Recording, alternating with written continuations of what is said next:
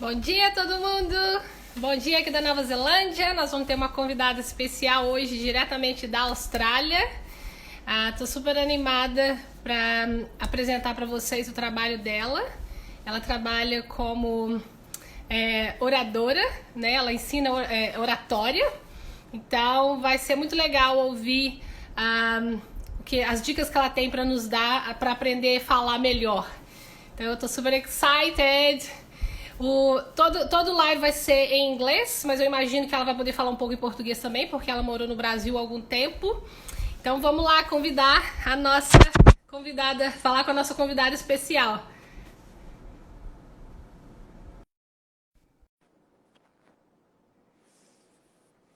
Esperar ela entrar ali.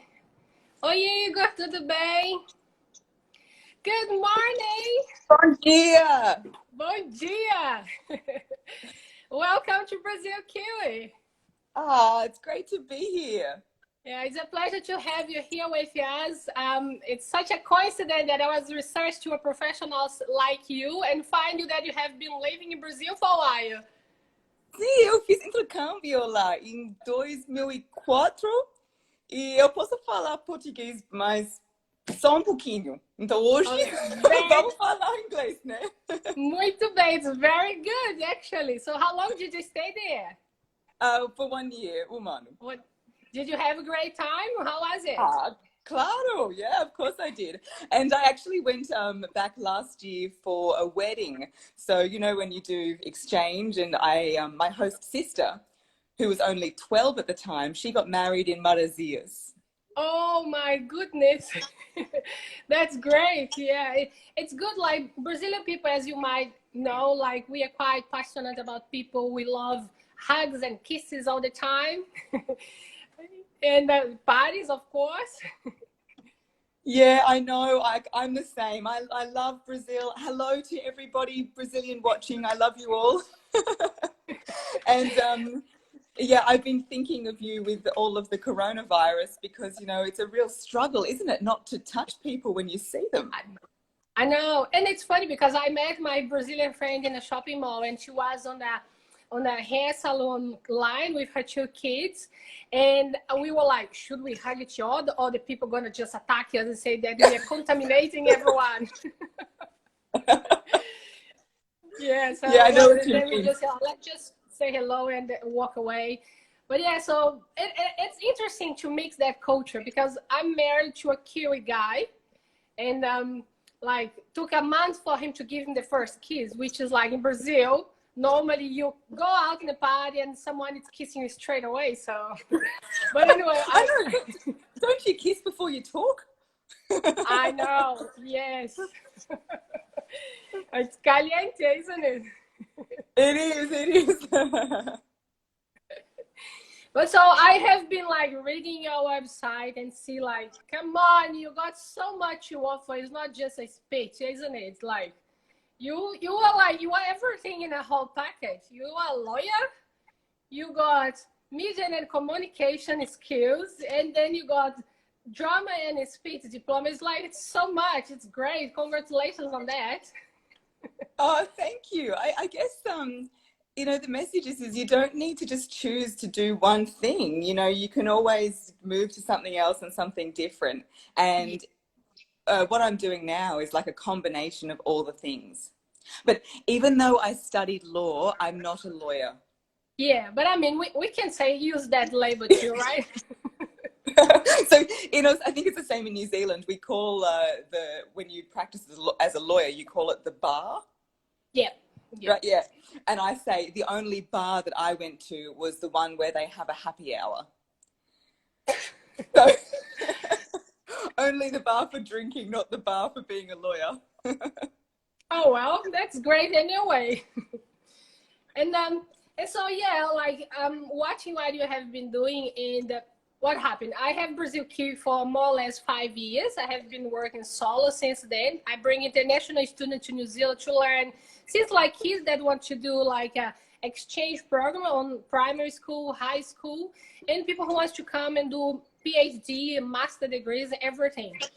And of course, with the coronavirus, everything went downhill. So my business is pretty much have had their head cut off.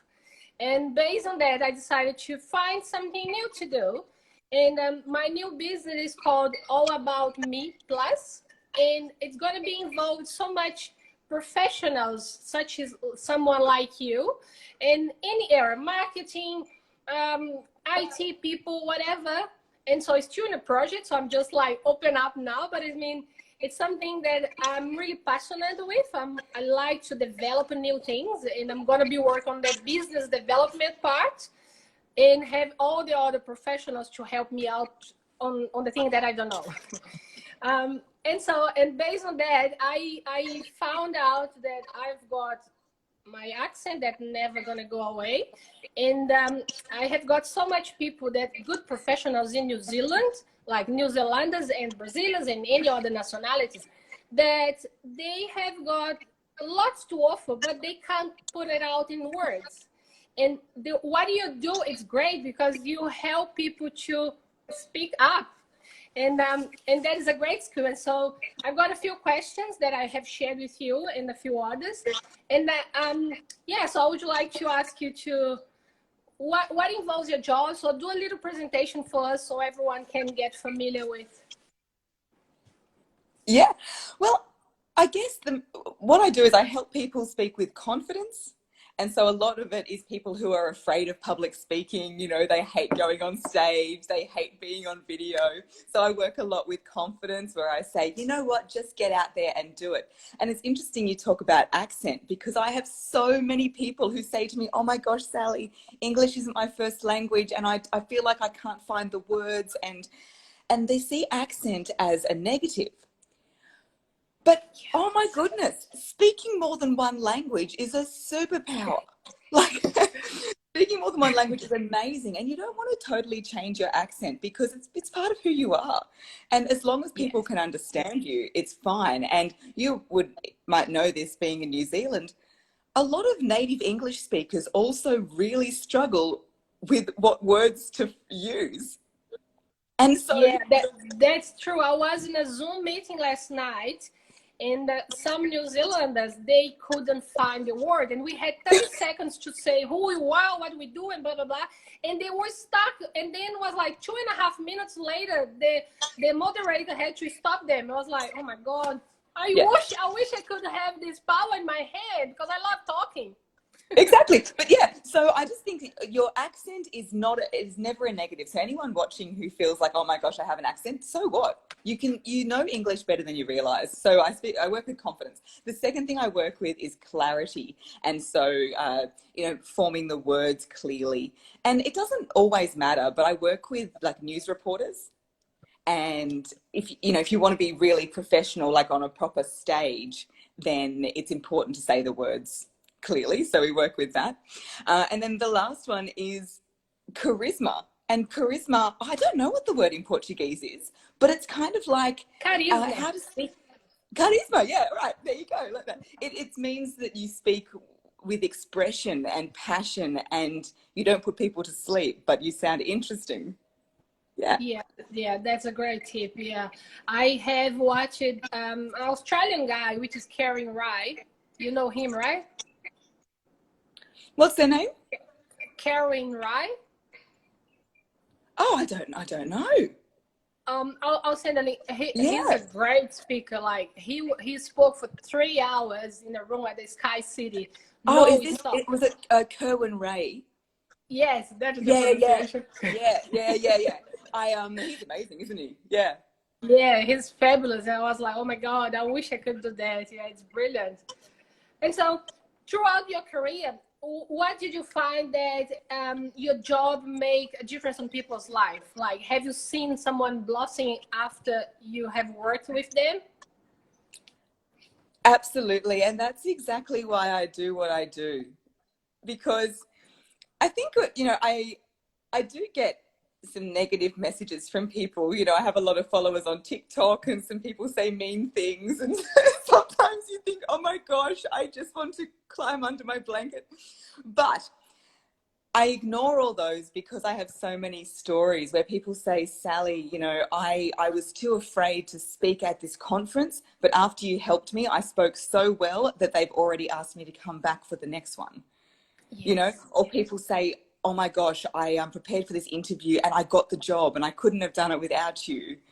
Or, you know, they say, with your help, you gave me the confidence to start doing live videos with my business and now I'm making money and I couldn't have done it without you, you know. So hearing this feedback, this is why I do what I do, and it's why I love what I do. And that is brilliant. Like, if you can make someone come out of their shell and do something that they really wanted to do, which is speak. It's a basic thing, but they are too afraid to put their voice out. It's massive, you know. Like, for me, I started learning English when I was 32 years old. By the way, I'm turning 45 this year. And Wow.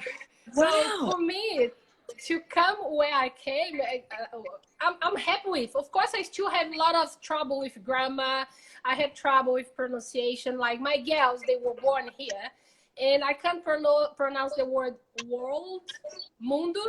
Mundo. It's hard for me. And like, my You know girls what? keep It is correcting so me. much easier for me to say todo mundo, and I always say that instead of saying world, because world is even harder for me to say. Exactly. So for example, W is quite a hard word to say, and anything with W. How do you say it in Portuguese? W. W. Yeah, W. I love how you call Y Ypsilon. Because my name was a bit funny, like Sally. People in Brazil would say, is it Celia? And I'd be like, no, Sally, S-C-R-L-E-L-Y. Yeah. And then I would say, it's, but you can call me Sal, como Sal y Pimenta. Yeah, So but then what would be Sal, which Sal, sounds like SAW. But in Australia especially, a lot of people leave the L off anyway. Yeah, that's right. Yeah. So what was I saying? So W is a tricky sound. So what you have to do is you have to make your lips really round, like you're sucking out of a straw, like ooh, ooh. Oh yes. Yeah. And then say world, and it's heaps easier. World. There you go. World. World. So all you have to do is just make your lips nice and round at the start. Yes, it's because like the palavra and mundo sounds exactly the same in English for me. I mean, I can hear the difference when my girls are teaching me or when you're teaching me, but then when it comes to this, the movement of my tongue is just go like, nah. I'm gonna say something like, it's the universal, something like that. It's not the world. But anyway. I know what you mean. Like, I used to always, I think when you learn another language, you always use the words that you find easy to say. You know, Yes. I remember, I remember when I was there, they said you can speak Portuguese if you can say paralelepípedo. Yes. You know, You did really great. I was like, paralelepípedo. And so I practiced it so much, and now it's one of the only words I remember. Oh, well, let's see here. What else did I have to ask you? So when you were doing you got someone to start with, what are the three keys, the main keys you work with a person who got low confidence to speak, or they have problem with their voice or pronunciation? What do you work on that?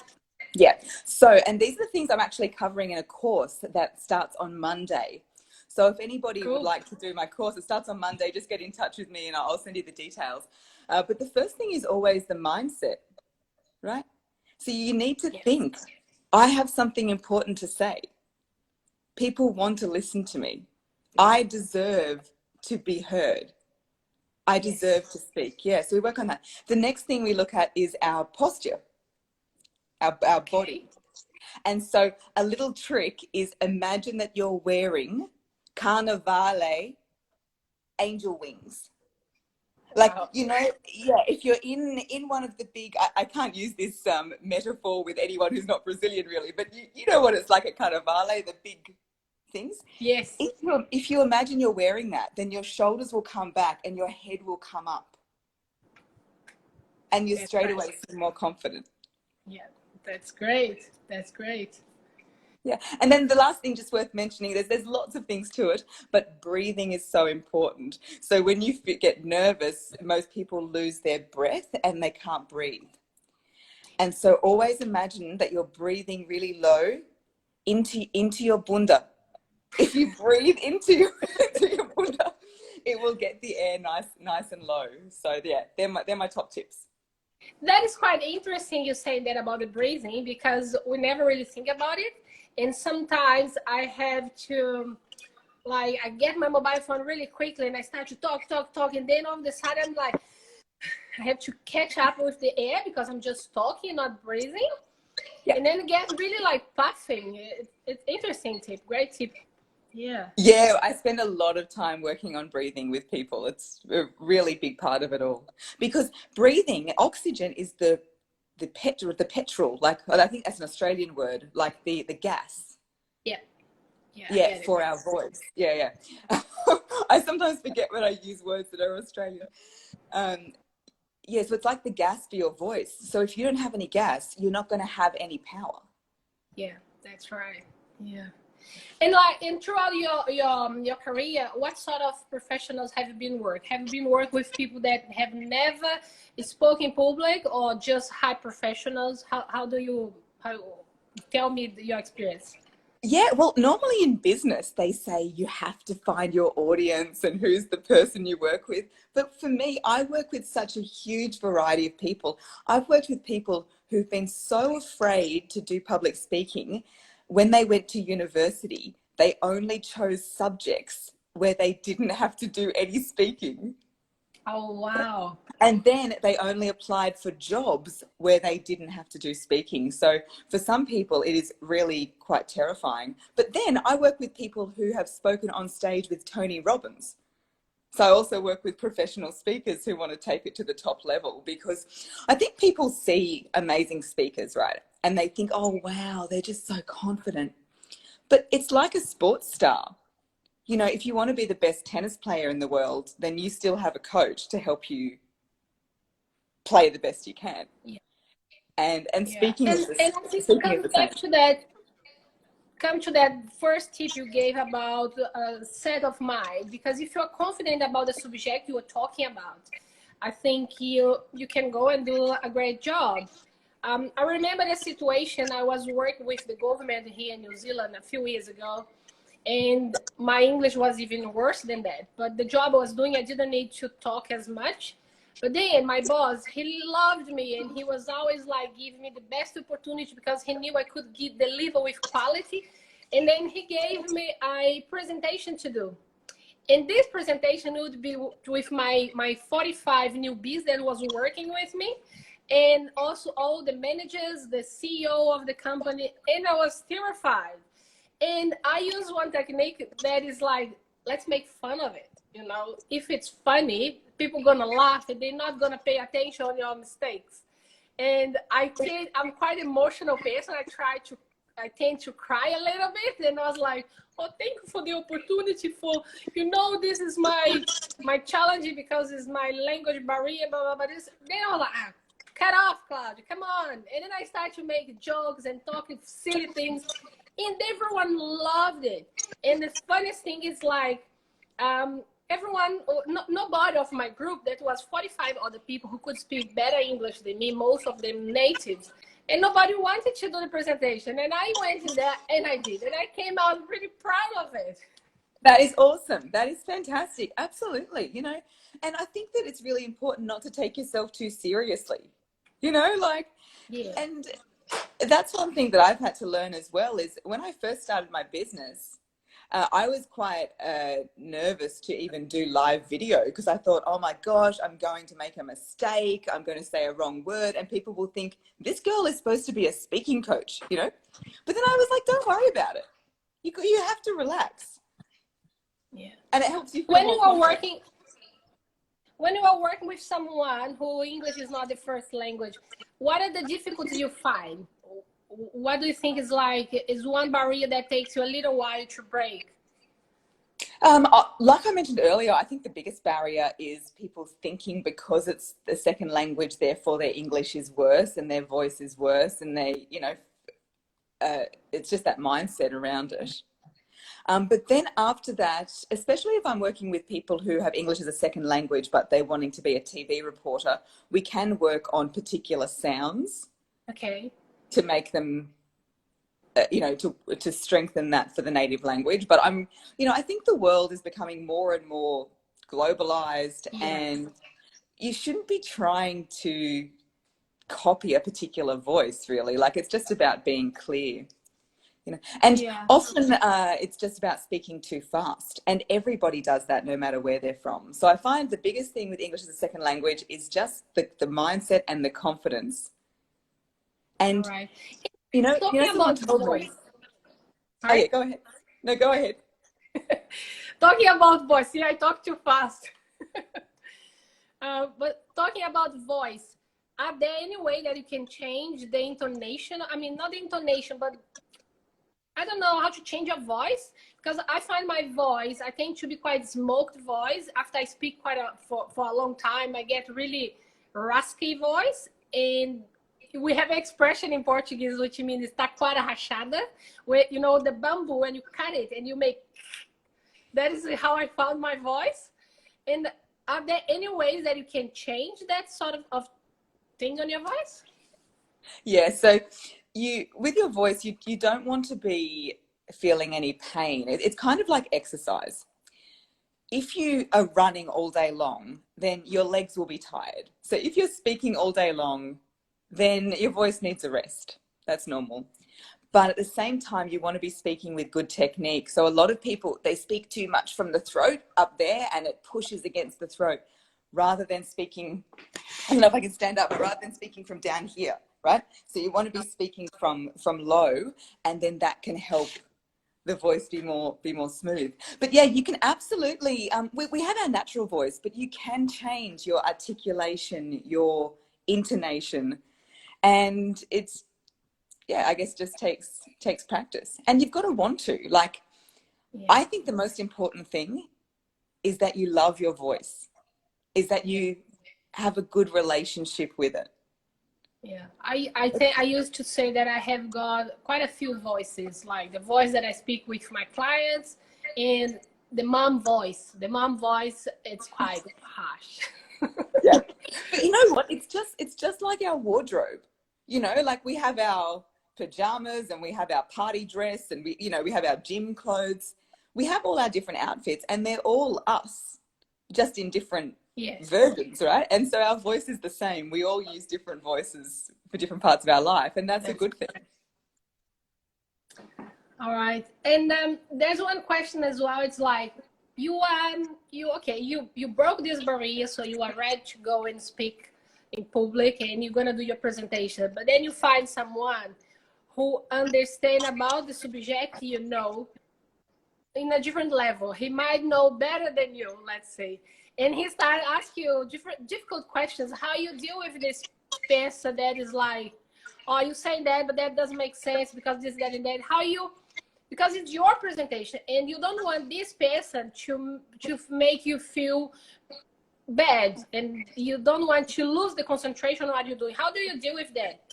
Yeah, that can be really frustrating when people try to, I think the word is undermine. It's like they're trying to undermine you. And yeah, it can be very, very frustrating when that happens. I think the first thing to remember is people will always know more than you. You will never know everything there is to know. It's okay to get a question you don't know the answer to. So I actually practice answering questions I don't know the answer to, because we're always going to get them. So it might be, that's an interesting point. That's something that we can look into after.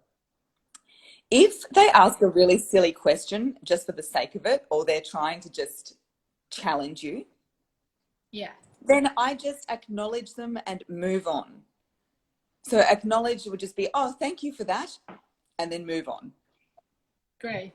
You've got the microphone, you're in charge. You don't need to be, taken out by this person. You can just continue on. So yeah, I find the best thing is, because this is a very common question I get. People say, oh my gosh, Sally, I'm going to get a question and I'm not going to know the answer.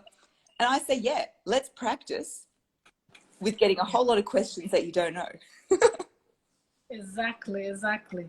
And for people who want to know Sally's website, it's Sally Prosser. I'm gonna put down below here all the directions from her podcast, from her website, from TikTok, Instagram.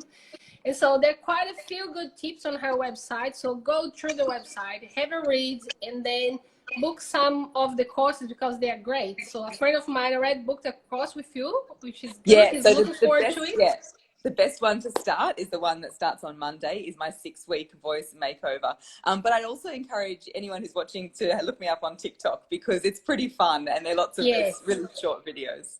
There, definitely. I think the way you do, I was even playing here is like it's classy, sassy. Oh no, that is the music. I can't go through.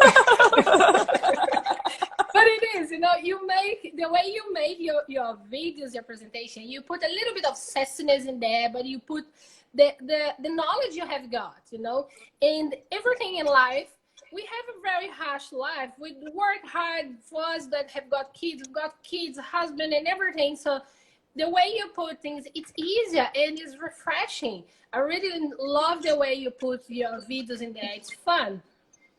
Yeah, and I really want, especially young girls, to know that, because there's lots of young girls on TikTok, I want them to know you can be a bit sassy, you can be a bit sexy, but you can also be smart and you can also go after your dreams. And, you can be whatever you want, and there's no rules. I had some people who say, oh, you're just supposed to give voice tips. You shouldn't do anything sassy. And I say, what are you talking about? I can do whatever I want. Exactly. And in talking about that I saw here as well, you do a special event where it's drinks involved and you teach people how to behave. Tell me about it. And it's called Voice and Vinho because of my time in Brazil. Yeah, so people say to me, oh, Sally, they say, Sally, it's vino. I say, no. That is a Spanish. No, yeah, it's vinho. And great. Yeah, because I really want to make people feel like this stuff is fun. It shouldn't be like going to school. It shouldn't be, oh, I have to learn this. It should just be fun because for a lot of people, they want to practice speaking at a wedding or even speaking at a funeral. Often it's these times in our personal life where it's more important for us to be able to speak, forget about work. And so Voice and Vinho is a really great way where we can relax, we have drinks and just talk about all this stuff in a really fun, relaxed way. It's good. And what is the maximum number of people involved on this event? Yeah, so it's a bit different at the moment because I had to run the last one as a virtual, but I only keep them to 15 people. Yeah, because otherwise it's hard. Everyone drunk, imagine that. Yeah, and it's nice for everybody to have a chance to say something. Exactly. Yeah, and so here, just going through the website here, you give the tip of mindset, the setup. Of course, you need to be prepared with the light, get used to the environment you're going to speak, right? The breathing technique, which is perfect, is a really good tip. The tone, what do you mean about the tone? Is how you're going to use your voice? Yes, the tone is actually where the voice is sitting in the body. So, for example, if I was to speak using my head, I have this really high voice like that. If I was to speak using my nose, I get that voice like that. If I was to speak with the back of my throat, I get that heavy voice. And so we talk about it's good to use this area, the walls of your chest. And so it's how you create that nice resonance. All right. And then comes clarity and the flow. So you have to not put too much breaks in the conversation when you're doing a presentation, right? The conversation, of course, is like a ping pong thing, but when you're doing a presentation, you have way more to say. And if you start to create too much gaps, then you're in trouble. Yeah, and that's why, I think it's not so bad if you use lots of filler words like and ah. And in Portuguese, I think a common filler word is então. Então, ou né? Yeah. Oh, né, yeah. And I think that it's fine. you don't want to be using them all the time, but if you do use them sometimes, it's normal, and you want the conversation to flow. Yeah. And the engagement, what is one tip that you give for the engagement? So one tip is to change the pitch of your voice. Right. So if you never change the pitch of your voice, then you are always on what we call monotone. All right. Okay. Monotone, it's very, very boring. And so you want to be able to go high and be able to go low. But Brazilians, for example, you guys do this naturally. You're very, very expressive in your language, much more expressive than Australians and New Zealanders, I think. Well, sometimes we express a lot. Like my husband, he never really put much attention on the way I speak until I've got the kids. And then he saw someone coming out of the shell that he was like, whoa, where did it come from? Exactly because of that. I need to use my voice, and I'm a crazy mother. I'm screaming all the time. It's a Brazilian style. We talk really loud. And then my partner tried to use the technique with the kids, and they go nuts because they are not used to it. My husband was like, quiet, laid back, and so easy. And then when he get his voice out, the girls get like, oh my God, horrified. Yeah, but you know what you should try? If they're always used to you like being loud, try being really soft, and they'll probably be like, oh my gosh, Mum, what's happening? And when I try to speak with them in English, because I normally speak to them in Portuguese, unless I am in a situation and environment that demands speaking English to them.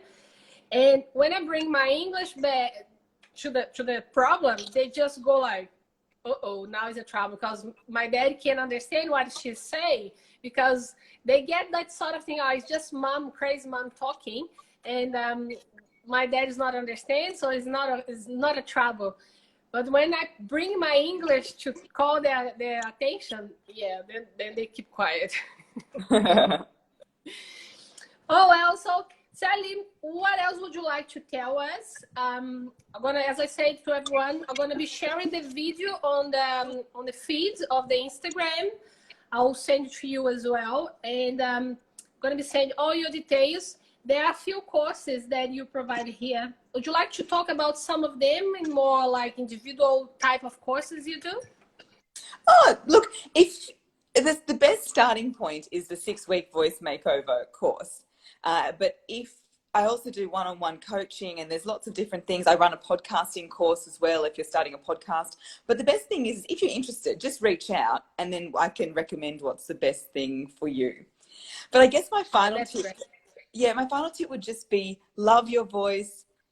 And, even if you're quiet, it's not about talking all the time. It's not about being something you're not. But I just want people to feel confident in their voice. And if they do want to say something, that they feel like they can, and people will listen. Yes, definitely. That is good. I think confidence is really important on that sort of thing, and know a lot what you are going to talk about. Be prepared. And just go for it, isn't it? Yeah, go for it. Just, when you're speaking, everybody's not looking at you. You're looking at everybody. Yes. So you think that you're serving the audience. And I think that or for me anyway, makes me feel more, it's less about me. And therefore you don't get as nervous when you feel like you're giving, rather than everybody just paying attention to you. All right. That's great. So I would like to thank you so much for the time you gave to us. If I can help you in any other way, please don't hesitate to contact me. And it was a pleasure to hear all the tips you gave us. And have a lovely day in Australia. I think it's pretty early in there for you, still like 9:30 in the morning, isn't it? Yeah, it's all right. It's good. So have a lovely weekend, and I'll talk to you soon. Muito obrigada. Tchau. Nada. Beijo. Bye-bye. Bye.